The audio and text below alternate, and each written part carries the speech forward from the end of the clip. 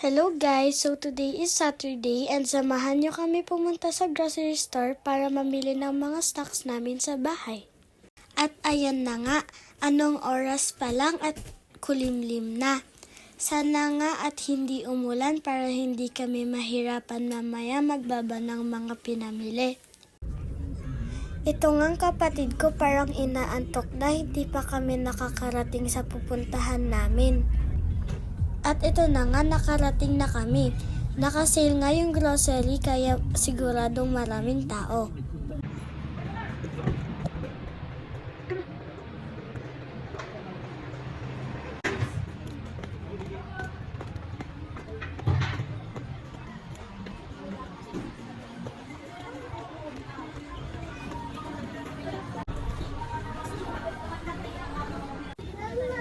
Ang dami ngang nakasale at itong kapatid ko nakita kaagad yung Pringles.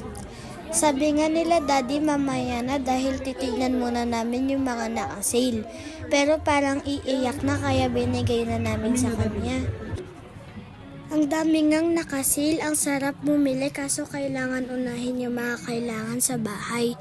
Naalala ko nga sabi nila mami ko noong bata daw ako at mamamasyal kami at magtuturo ako.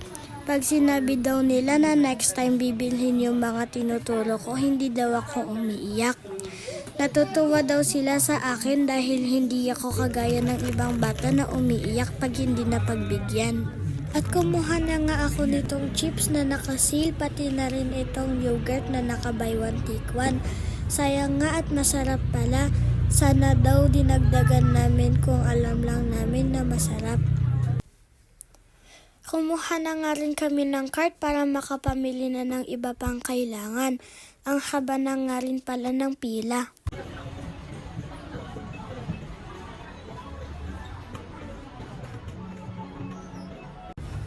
Naghahanap nga kami dito ng patis, mukhang pinakyaw na ng mga namimili.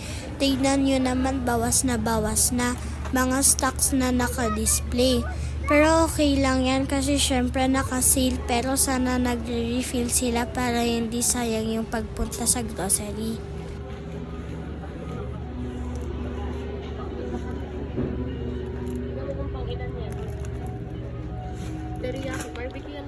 Kumuha na nga rin dito si daddy ng chicken neck at chicken wings. Magluluto daw siya ng buffalo wings. Ganito nga ginagawa namin pag pupunta kami sa grocery. Bumibili na rin kami ng chicken kasi mas mura dito para minsanan na rin. Kumuha na rin kami ng hotdog at mga nuggets para may stock kami sa ref pag gusto ko kumain ng mga ganito.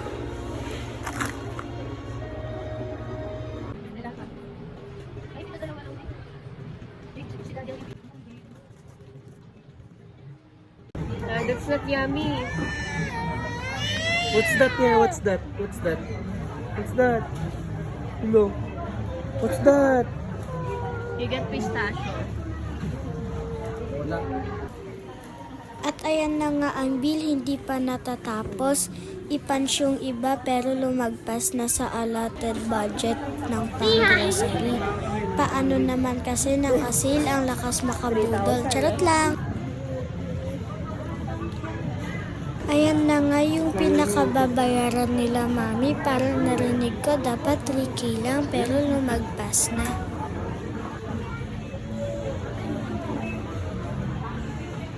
After nga namin mag-grocery, kakain muna kami bago umuwi kasi anong oras na rin.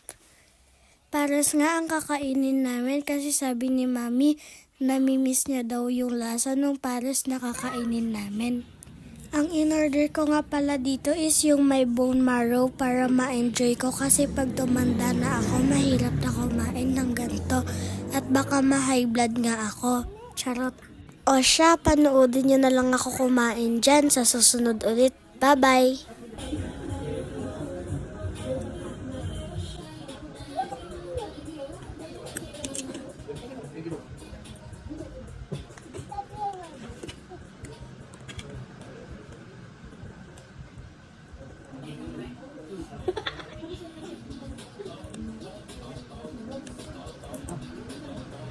Pwede ko naman yan, pwede mong i-fast.